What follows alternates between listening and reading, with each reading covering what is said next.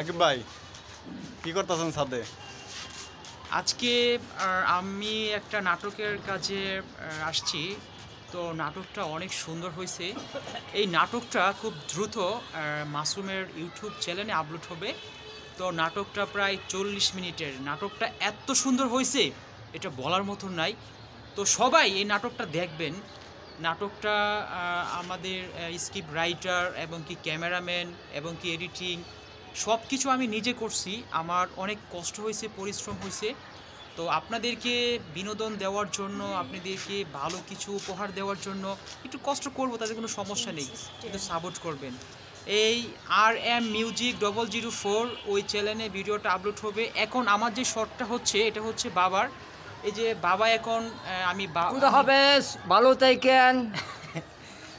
বাবাকে আমি এখন গোসল করাবো। বাবার প্রতি যে সন্তানের ভালোবাসা, তো এটা টেক কেয়ার। আচ্ছা ওকে, আমি কাজটা করি। আমাদের ক্যামেরাম্যান সে হচ্ছে আমাদের ক্যামেরাম্যান, আর সে হচ্ছে শিশু নায়ক।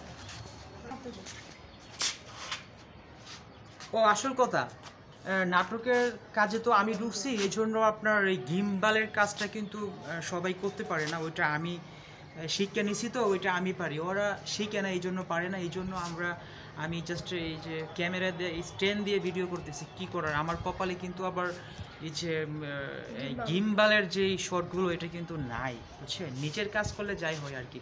ওকে ব্রাদার, কাজ করতে দাও। আবার তুমি লাইট কো, লাইট তুমি পাই আর এটা লাইট নাই।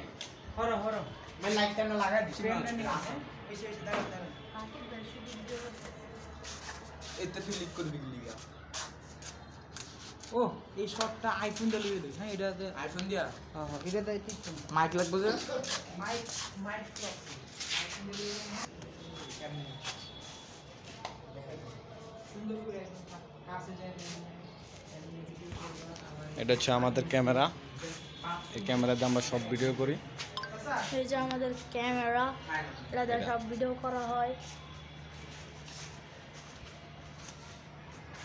এই যে আমাদের ক্যামেরা। ঠিক আছে, রাকিব ভাই গিম্বাল চালাই, তাহলে আমরা তেমন পারি না। স্ট্যান্ড আছে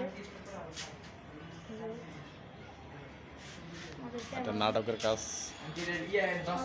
শেষ হয়েছে। নাটকটা প্রায় 40 মিনিট।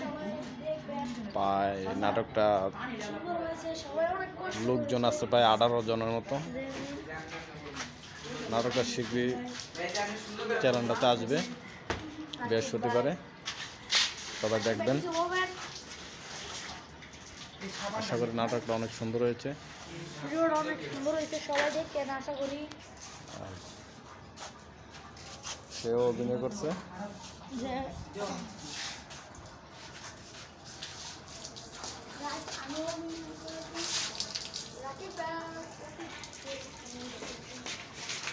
আমি দেখাবো।